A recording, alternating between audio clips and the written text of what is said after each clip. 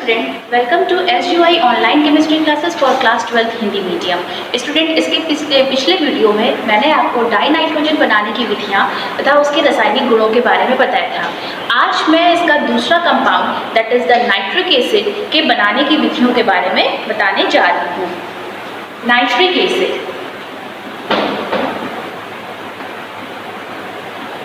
the formula of nitric acid is HNO3।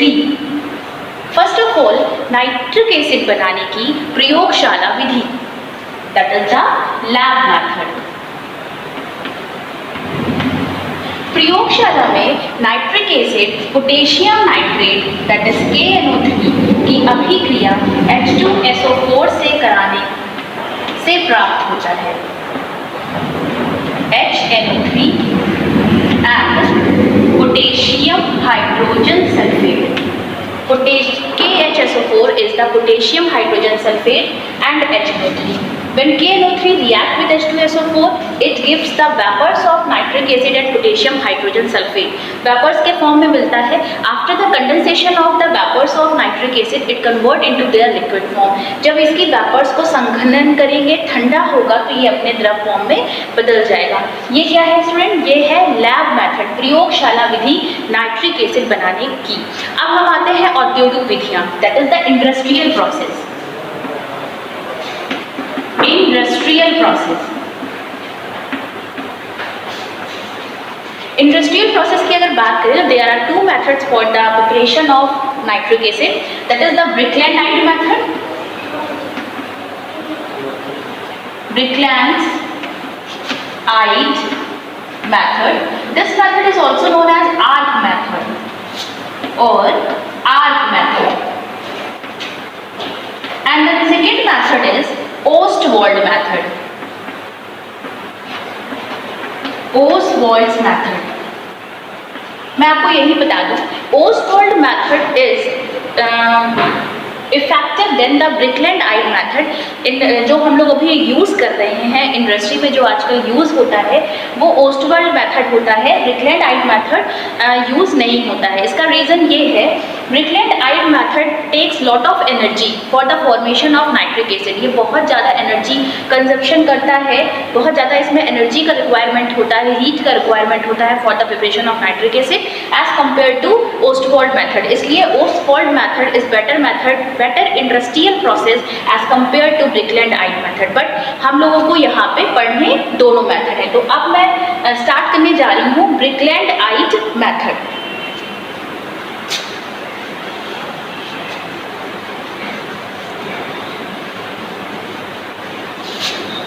Number one industrial method is arc method,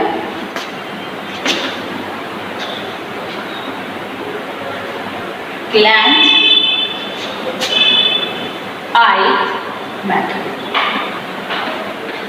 इस method का principle क्या है? First of all NO, N2 and O2 react to form nitrogen oxide. ये reaction हम लोग पढ़ चुके हैं जब हम लोगों ने नाइट्रोजन की केमिकल प्रॉपर्टीज पढ़ी थी।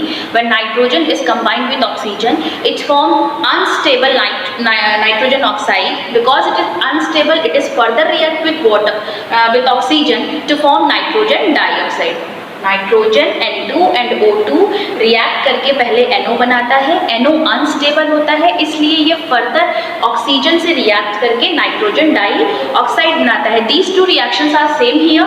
यहाँ के भी जो प्रिंसिपल, इसके पीछे जो रिएक्शंस है वो क्या है? सबसे पहले N2O2 से रिएक्शन करता है, NO फॉर्म होता है। NO का फर्दर ऑक्सीडेशन होता है बिकॉज NO इज अनस्टेबल। तो यहाँ पे NO जो है फिर से ऑक्सीजन से रिएक्ट करेगा, it give nitrogen dioxide that is NO2। For balance this reaction यहाँ पे हमको 2 करना है और यहाँ पे भी 2 करना है। अब ये जो NO2 बन गया है that is the nitrogen dioxide, ये वाटर से रिएक्ट करता है। जब ये वाटर से रिएक्ट करेगा then it form HNO3 plus NO। Balance करने के लिए हमको यहाँ पे 3 लेना है और यहाँ पर 2 करना है। So NO2, 3 molecule of NO2 react with water to form nitric acid and NO is reform. आप देख रहे हैं इस रिएक्शन में लास्ट रिएक्शन में NO फिर से फॉर्म हो रहा है। ये NO फर्दर चला जाएगा ऑक्सीडेशन के लिए, NO2 फॉर्म कर लेगा, NO2 then react with H2O to form nitric acid, and again in this reaction NO is formed which is moved to for oxidation, जो ऑक्सीडेशन के लिए भेज दिया जाएगा। तो ये एक साइकिल प्रोसेस चलता रहेगा। Okay, these three reactions are the Brundtland-Eich method। ये रिएक्शन पे ये प्रिंसिपल पे ये इस रिएक्शन के थ्रू ये पूरा प्रोसेस काम करता है। अब इसको हम लोग डायग्राम के थ्रू समझेंगे। फर्स्ट ऑफ ऑल एयर लेते हैं। Air contain carbon monoxide, carbon dioxide, nitrogen, oxygen and so many other gases along with dust particle। First of all air is free from dust particles, carbon monoxide and carbon dioxide. सबसे पहले जो air हम लेंगे, use करेंगे, जो instrument में भेजेंगे वो डस्ट पार्टिकल से, कार्बन मोनोऑक्साइड से, कार्बन डाइऑक्साइड से फ्री होनी चाहिए। देन इसको हम आर्क फर्नेस में भेज देते हैं। डायग्राम कैसे ड्रॉ करेंगे?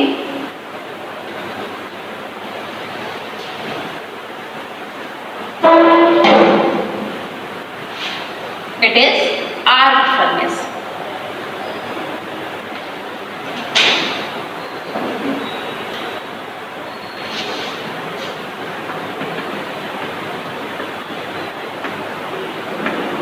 यहां से हम एयर को पास कराएंगे and that air is free from carbon dioxide, carbon monoxide and dust particles. इस आर्क फर्नेस का टेम्परेचर लगभग 3000 डिग्री सेल्सियस होना चाहिए। इसीलिए ये प्रोसेस बहुत ज़्यादा इंपॉर्टेंट प्रोसेस नहीं है, because it takes lot of energy for the formation of HNO3। ये बहुत ज़्यादा एनर्जी को कंज्यूम कर रहा है। इस चैम्बर का, इस फर्नेस का टेम्परेचर 3000 डिग्री सेल्सियस होना चाहिए। एयर को जब हम इतना हीट करेंगे देन उसमें जो प्रेजेंट N2 और O2 होगा वो किस में कन्वर्ट हो जाएगा? NO में कन्वर्ट हो जाएगा। यहाँ पे इस आर्क फर्नेस का रिएक्शन क्या होगा? N2 plus O2 react with unstable nitrogen oxide. Then the mixture of nitrogen oxide is passes to oxidizing chamber। इसको हम ऑक्सीडेशन टावर में, also known as oxidation chamber में पास कर देंगे। Oxidation chamber. In this chamber, NO is further oxidized to form nitrogen dioxide। इस chamber में NO का ऑक्सीकरण पुनः होता है और वो नाइट्रोजन डाइऑक्साइड में कन्वर्ट हो जाएगा। These two reactions are done in this diagram। First of all, air is is subjected to arc furnace. In arc furnace, the temperature is 3000 degrees Celsius, and in this chamber, N2 and O2 react to each other to form nitrogen oxide. This is unstable and it is passes to oxidizing chamber. In this chamber, NO is oxidized to NO2. Now the mixture is passes to absorption chamber।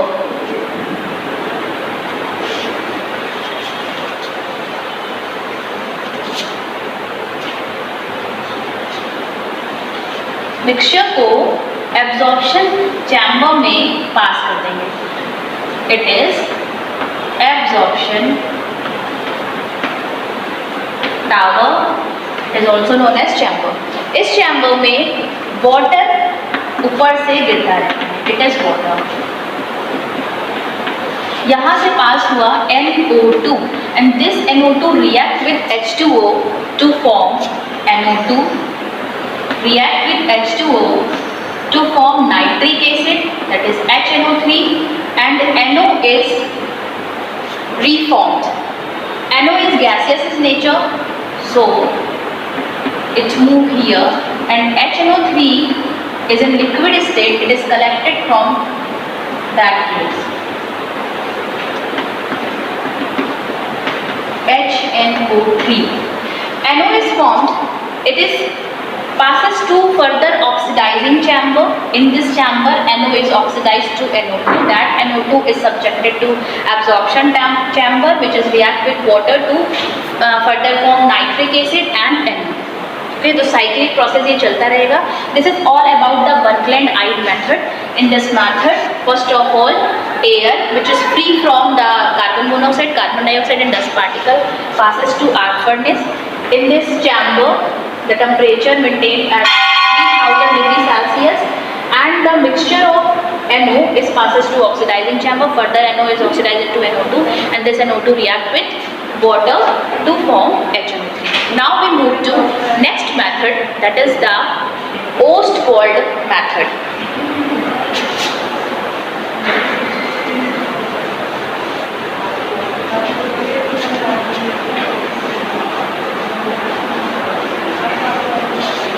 Now the second industrial method is Ostwald process or method.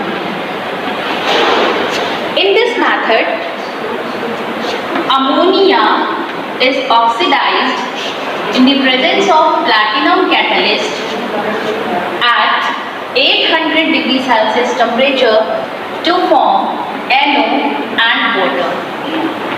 For balancing this, it take as 4 NO and 1.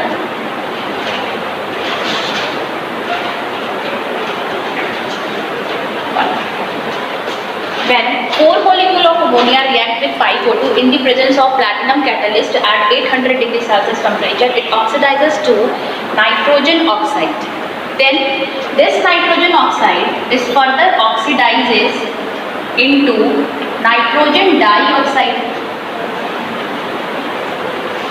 This nitrogen dioxide is react with water to form nitric acid as well as nitrous acid. Okay, we take here 2N.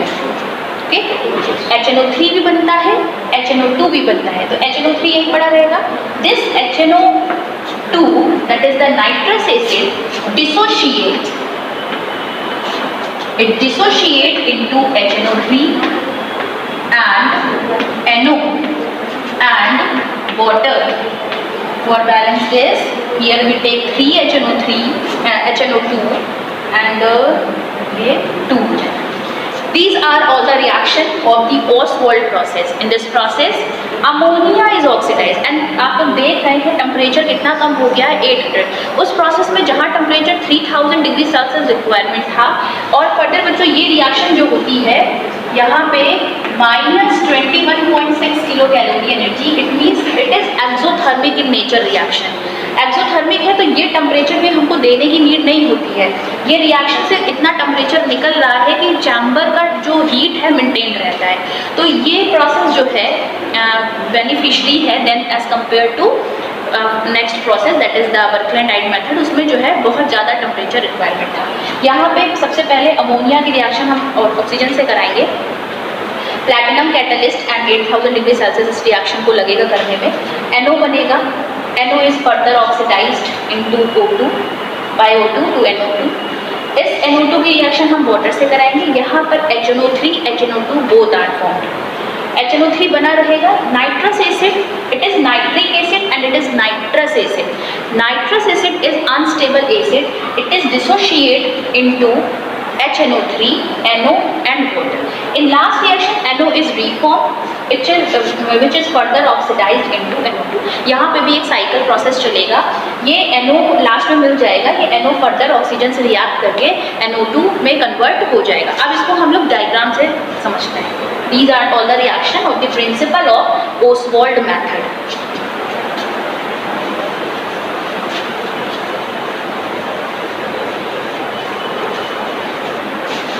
First of all यहाँ से हम ammonia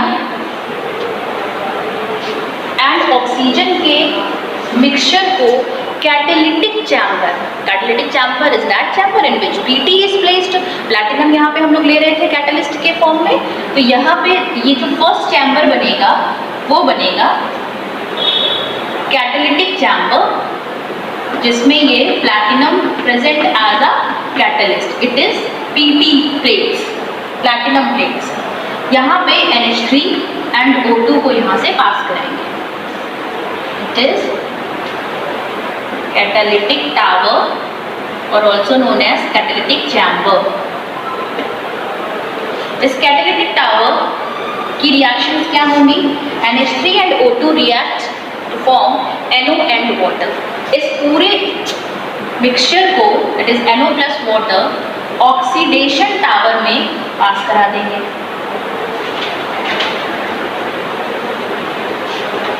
It is oxidation tower. Oxidation tower में NO react with O2 to form nitrogen dioxide, that is NO2. This NO2 is passes to absorption tower. इसको हम absorption tower में पास करा देंगे.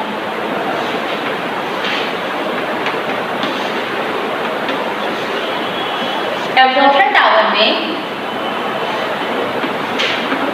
Upper side से वाटर को हम गिराते रहते हैं. This NO2 react with water to form HNO3 as well as HNO2. Nitric acid and nitrous acid दोनों फॉर्म होते हैं. नाइट्रिक एसिड यहाँ पे कलेक्ट हो जाएगा नीचे, and after the decomposition of nitrous acid, it also convert into nitric acid and collected at the bottom of the adsorption tank. So this is all about the Ostwald method. HNO3 बनाने का आज हम लोगों ने industrial process के 2 methods, Birkeland Eyde method and Ostwald method, इसका lab method complete किया. Next video में इसकी केमिकल प्रॉपर्टीज हम लोग डील करेंगे. Thank you. Hello students, welcome to you in your physics class. मैं आपका फिजिक्स टीचर प्रदीप शर्मा. बेटा कक्षा 12 की क्लास में हम लोग रिवीजन या न्यूमेरिकल पढ़ रहे हैं. जो चैप्टर वो है परमाणु की संरचना, स्ट्रक्चर ऑफ एटम. इसमें न्यूमेरिकल्स स्टार्ट हो चुके हैं, आपने कई न्यूमेरिकल्स पढ़ भी लिए. आज हम लोग क्या करने जा रहे हैं? आज हम लोग उन्हीं न्यूमेरिकल्स में आगे की कुछ और अलग से न्यूमेरिकल्स पढ़ने वाले हैं. और बता रहा हूँ कि ये सारे जो न्यूमेरिकल्स हैं वो आपको 2-2, 3-3 बार प्रैक्टिस करने हैं, क्योंकि बोर्ड एग्ज़ाम्स के लिए भी बहुत ज़्यादा इम्पोर्टेंट होने वाले हैं. बात समझ में आ गई? चलिए बात करते हैं. जैसे हमको कोई क्वेश्चन दिया जा रहा है कि हाइड्रोजन परमाणु में इलेक्ट्रॉन प्रथम उत्तेजन अवस्था से तृतीय उत्तेजन अवस्था में संक्रमित हो रहा है. उत्तेजन अवस्था वाले हमने न्यूमेरिकल कल पढ़ाए थे, एक आज हम और रिवीजन करा दे रहे हैं ताकि इस तरह के न्यूमेरिकल अगर बोर्ड्स में आए तो आप इन्हें तुरंत कर लें, है ना. तो ये है प्रथम उत्तेजन अवस्था से तृतीय उत्तेजन अवस्था में जाता है. इस संक्रमण में फोटोन की ऊर्जा की गणना करनी है.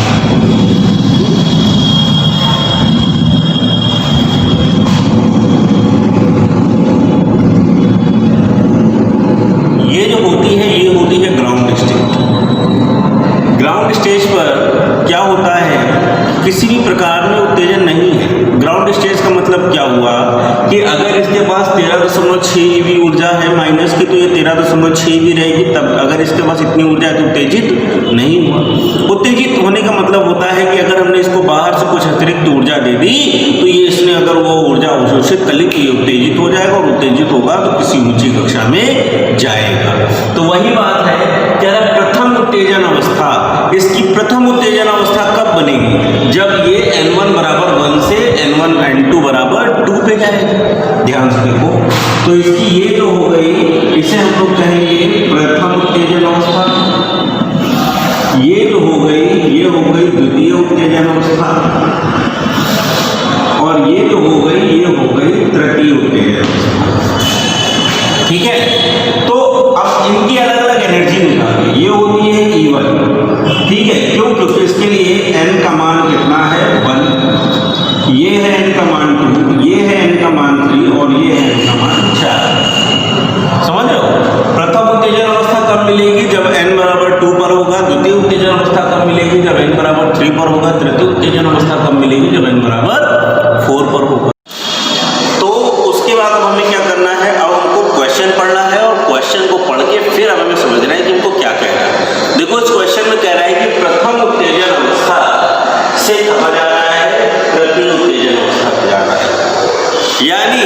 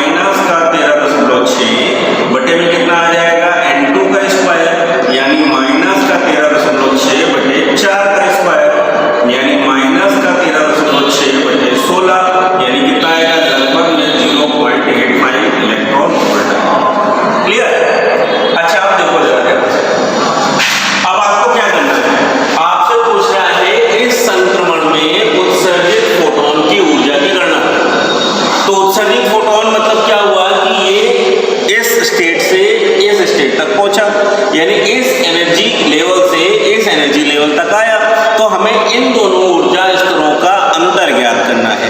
अच्छा, अब ये बात हो रही है उत्सर्जित फोटोन क्या होंगे। तो भाई देखो, यहाँ से जब इलेक्ट्रॉन को ऊर्जा मिली होगी तो ऊर्जा लेकर एक्साइटेड होकर इस कक्षा तक आया, और यहाँ कितनी देर रुका, बहुत कम समय 10⁻⁸ सेकंड तक रुका, और रुकने के बाद ऊर्जा उत्सर्जित करते हुए कहाँ आ गया, अपनी पुरानी अवस्था में। तो अब यहाँ से जो ऊर्जा का उत्सर्जन हो रहा होगा वो किसके रूप में हो रहा होगा, विद्युत चुंबकीय तरंगों के, यानी स्पेक्ट्रम के, है ना। अगर स्पेक्ट्रम के तरह हो रहा होगा, स्पेक्ट्रम के रूप में हो रहा होगा, तो हमसे जो स्पेक्ट्रम में फोटोन निकल रहे, जो चमक निकल रही, उसी की तो एनर्जी फाइंड करनी है। तो एनर्जी से एनर्जी सीधे निकल आएगी, केवल अंतर निकाल के। तो लिखेंगे दोनों कक्षाओं के मध्य का अंतर, दोनों कक्षाओं के मध्य का अंतर, ठीक है। जैसे हम लोग कहते हैं ऊर्जा अंतर, क्या कहते हैं, ऊर्जा अंतर। ऊर्जा में जो अंतर होगा वो होगा delta E equal E2 minus E1। E2 कितना है, माइनस का 0.85, माइनस में E1 कितना है 3.4, यानी माइनस का 0.85 और प्लस का हो गया 3.4। अब क्या करो, आप इसको घटाओगे, और जब घटाओगे तो आपके पास बचेगा प्लस का 2.55 इलेक्ट्रॉन वोल्ट, यानी दोनों के बीच में जो ऊर्जा का अंतर है वो कितना है, 2.55 इलेक्ट्रॉन वोल्ट का है। बात समझ में आ रही है कि नहीं आ रही? बहुत आसानी से आप आराम से करिए, कोई ज्यादा टाइम अभी फाउंडेशन नहीं है, ठीक है। स्क्रीन पॉज करके आप इसको पहले अच्छे से देखिए, फिर अपने मन से कॉपी करिए, ठीक है।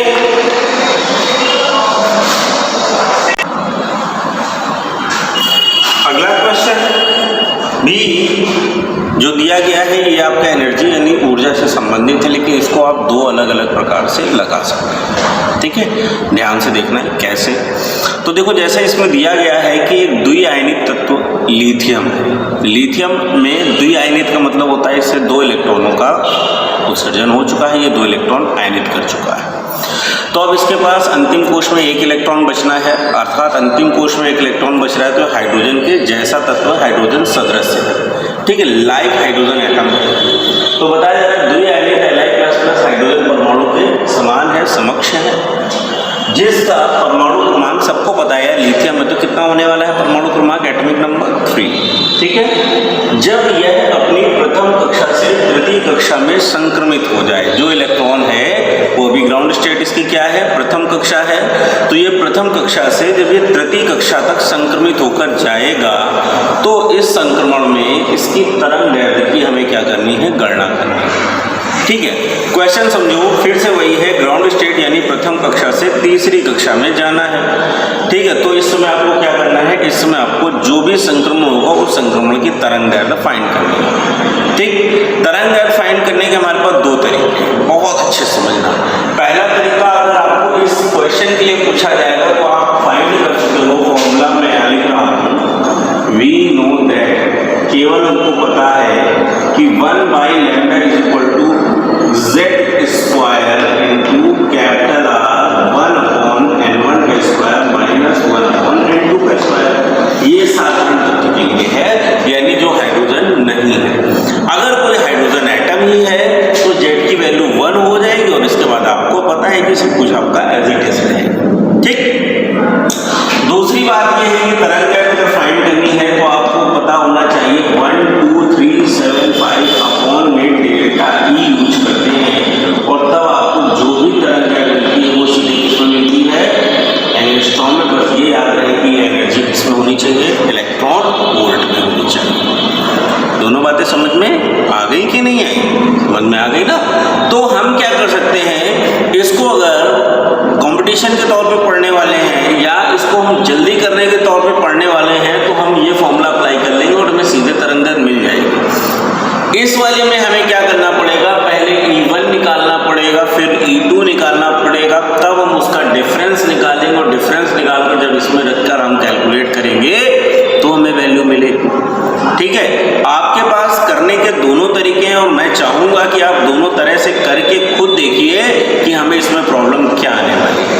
फिलहाल मैं आपको पहले वाले तरीके से करके बताता हूँ कि इसमें हम इसे कैसे शॉर्ट कर सकते हैं, कैसे और अच्छे से कर सकते हैं। तो इसमें सबसे पहले देखते हैं दिया क्या दिया है, गिवन क्या है, यानी जो दिया गया टॉपिक है वो क्या है। वो हमको दे रहा है सबसे पहले परमाणु क्रमांक कितना दे रहा है 3, N1 बराबर तो पहली कक्षा है, लेकिन N2 बराबर क्या है तीसरी कक्षा है। ठीक है, अच्छा आपको पता है कि R है, R जो होता है 1.097 इंटू 10 की पावर 7 होता है प्रति मीटर में। ये वैल्यू R यानी रेगुलर निकाल की है, पता है ना। अगर पता है तो हम इसका क्या करने जा रहे हैं सॉल्यूशन। तो इसमें हम क्या लिखेंगे, we know that 1 by lambda is equal to z square capital R 1 upon n1 का स्क्वायर माइनस 1 upon n2 का स्क्वायर। चलिए वैल्यू रखते हैं, तो 1 by lambda is equal to z की वैल्यू ऐसे ही रख लो, चाहे तो रख लो यहाँ पर 3 का स्क्वायर इंटू, लेकिन R ऐसे ही रखो। अच्छा 1 upon 1 का स्क्वायर माइनस 1 by 3 का स्क्वायर मिल गया भैया, देखो ठीक।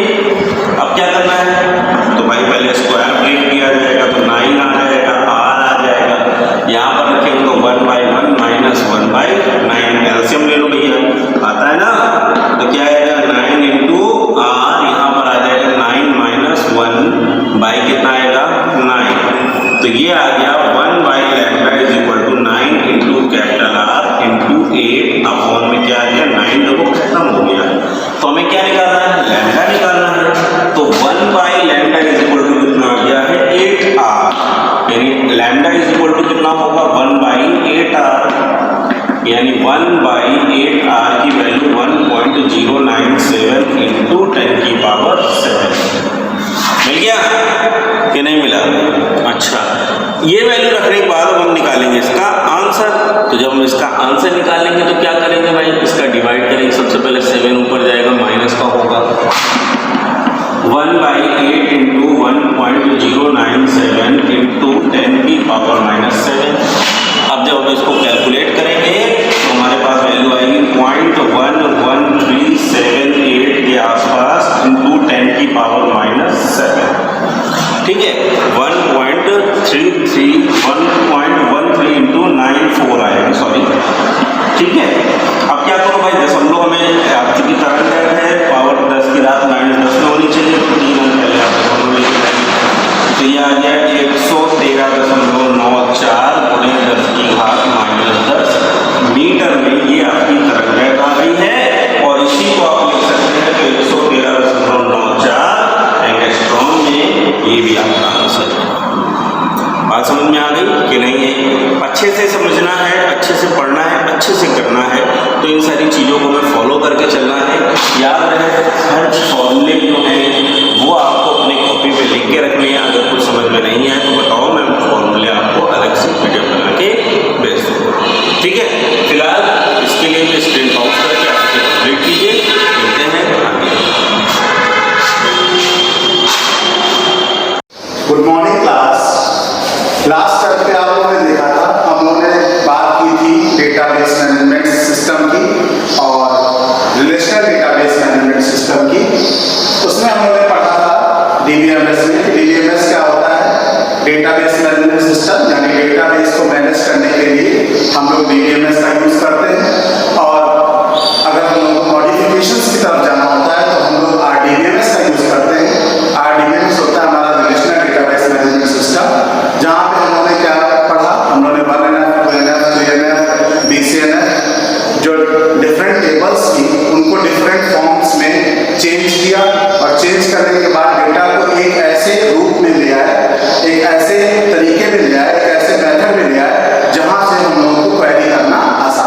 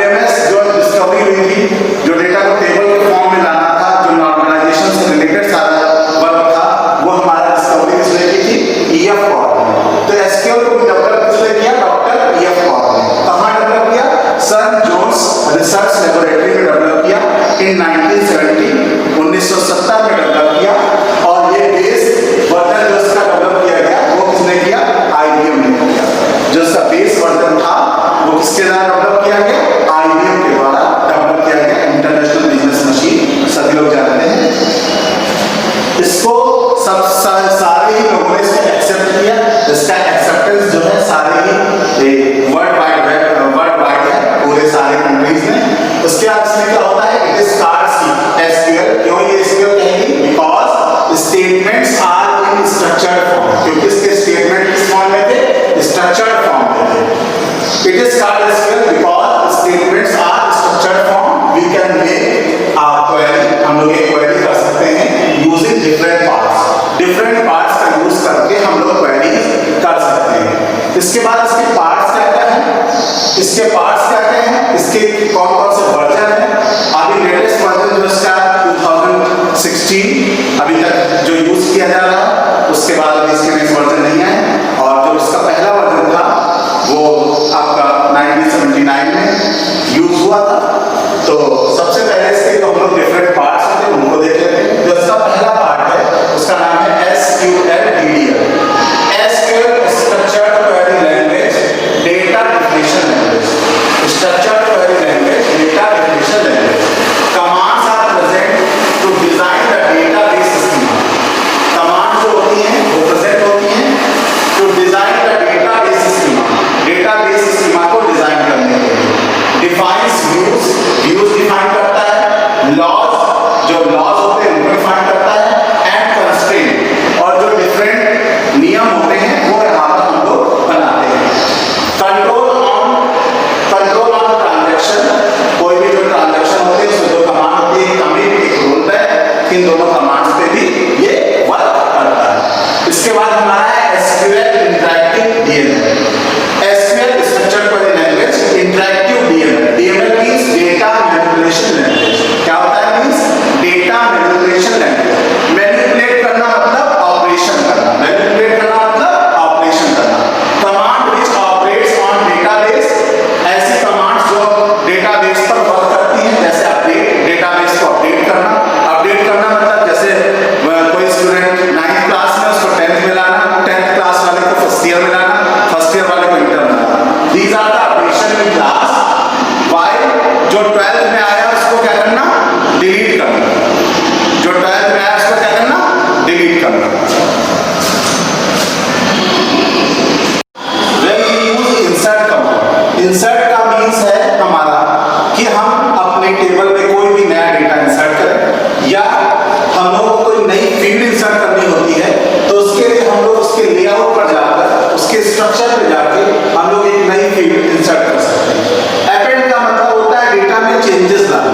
अगर हम डेटा में चेंजेस लाना चाहें तो हम लोग अपेंड कमांड का प्रयोग कर सकते हैं। अपेंड कमांड की सहायता से हम लोग डेटा में चेंजेस ला सकते हैं। इसके बाद हमारा है एम्बेडेड DML। एम्बेडेड DML का मतलब होता है data manipulation language. Data manipulation language it is used with C++, COBOL, Pascal, Fortran, PLI। It uses when we create software. इसका मीन्स है SQL का प्रयोग हम लोग डिफरेंट लैंग्वेजेस के साथ भी करते हैं। हम लोग जब भी कोई सॉफ्टवेयर बनाते हैं तो वहां पर दो चीजें होती हैं। सॉफ्टवेयर का फ्रंट एंड होता है और बैक एंड होता है। फ्रंट एंड और बैक एंड में अलग अलग हम लोग प्रोग्रामिंग भाषा का यूज करते हैं। आप लोगों को ये पता है कॉमन लैंग्वेजेस हैं। COBOL common business oriented language, Fortran formula translation, PL मतलब प्रोग्रामिंग लैंग्वेज 1। तो ये सारे लैंग्वेजेस हम लोग प्रयोग करते हैं और इनके साथ हम लोग SQL का प्रयोग करते हैं। SQL जो होगा हमारा वो बैकएंड पे होगा, जहां पर हम लोग डिफरेंट क्वेरीज कर सकते हैं डेटाबेस से रिलेटेड। इसके बाद हमारा नेक्स्ट है DCL, data control language. Data control language हमारा क्या होता है? कुछ कमांड्स होते हैं जो हमारे डेटाबेस को कंट्रोल करते हैं। इसमें से दो कमांड हमारे मुख्य हैं, मेन है। जो पहला है वो हमारा ग्रांट है और जो दूसरा है वो हमारा रिवोक है। ग्रांट क्या करेगा? ग्रांट मतलब परमिशन देगा, और रिवोक क्या करना है? परमिशन देने से डिनाई करना है। अगर कोई परमिशन, कोई अनऑथराइज्ड पर्सन परमिशन मांगता है तो रिवोक कमांड अगर हम लोग रन कर दें तो वो उसको परमिशन नहीं देगा। ग्रांट कमांड का मतलब है कि हम लोग उसको एक्सेस करने की परमिशन दे रहे हैं। तो इस तरह से हम लोग SQL में देखते हैं कि SQL में हम लोग ने क्या क्या आज पूरा पढ़ा। सबसे पहले हम लोगों ने SQL के बारे में जाना। SQL को शुरुआत में सिंपल कहते थे। सिंपल से इसका नाम चेंज हुआ SQL मतलब स्ट्रक्चर्ड क्वेरी लैंग्वेज। डेवलप इसको किया हमारे डॉक्टर E.F. कॉड ने। ये हमारा DBMS, RDBMS और नॉर्मलाइजेशंस के जो रूल्स होते हैं उन पर वर्क करता है। उसके बाद जो इसका पहला वर्जन है, जो इसका बेस वर्जन है, वो हमारा IBM जो है इंटरनेशनल बिजनेस मशीन उनके द्वारा डेवलप किया गया। SQL है क्या? स्टेटमेंट्स हैं जो स्ट्रक्चर्ड फॉर्म में होते हैं, यानी एक स्टेटमेंट के अंदर मल्टीपल स्टेटमेंट्स हो सकते हैं। अगर हम लोग एक स्टेटमेंट के अंदर मल्टीपल स्टेटमेंट लिखना चाहें या एक ही क्वेरी में हम लोग डिफरेंट क्वेरीज करना चाहें तो हम SQL की सहायता से कर सकते हैं। मेनली जो SQL के पार्ट्स हैं वो हमारे पार्ट्स हैं, पहला SQL DDL यानी SQL डेटा डेफिनेशन लैंग्वेज। यहाँ पर हम लोगों का जो डेटाबेस क्रिएशन होता है, जो फर्स्ट स्टेप होता है डेटाबेस, यहाँ पे वो कमांड्स होते हैं जो हम लोग के डेटाबेस स्कीमा को डिफाइन करते हैं, डेटाबेस के सब स्कीमा को डिफाइन करते हैं। Means initial structure of database are designed. Initial database of structure is designed by SQL DDL where we can create different fields, where we can create different views of database, where we create different constraints and laws which work on that table. And if we want to create multiple tables and making the relation between multiple tables, then we use RDBMS. After that, the parts of SQL, the second part is SQL Interactive DML, where there are some commands when the database is created. If we want to search any information, if we want to change in the database, then we use different type of commands. The mainly commands which are used in database, that is update, delete, insert and append. If we use update means to update any information in any time. This is work done by the DBA. This work is done by the DBA. Only DBA can update the database. If there is a database which is not used in our data, then we delete that data. After that, if we want to insert some new data, then we use insert command to insert new data. After that, if we want to change in any database, if we want to add some other data to data, then we use append command. After that, the third is embedded DML. Embedded DML means embedded data manipulation language. It is used when we create some software with the help of some programming languages like C, C++, Java, COBOL, Pascal, Fortran. Then we use embedded DML, and for making any software we use backend and frontend of the software. With the help of these languages, SQL help to create new softwares to support the language, that is C, C++, COBOL, Pascal and Fortran. The next thing is DCL, data control language. There are some commands to control the database, means there are some constraints also to access the data. If there are three types of permission: read permission, write permission and execute permission. If administrator give only read permission, then you can read the database with the help of software. You can read because you only access that data, you only read that data. After that, write permission. Write permission means you can edit on data. You can edit on data. This permission given to only DBA, not all the users. So all the users have only read permission, and there are three permissions: read, write, execute, which is given to the DBA who can change on data.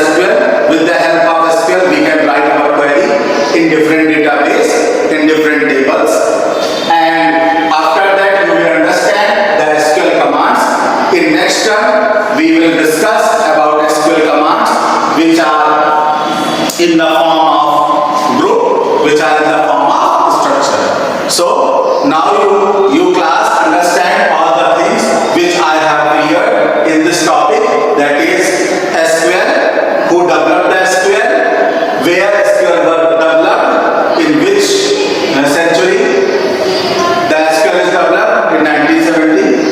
SQL is developed, the parts of the SQL, SQL DDL, SQL Interactive DML, Embedded DML and DCL. After that you understand the parts of query, how we use query, how we make a query. In next term I will describe you the keywords which is belonging to the query. There are 3 keywords: select, where, from. Select, from, where. They are the keyword. With the help of these keywords we can create our query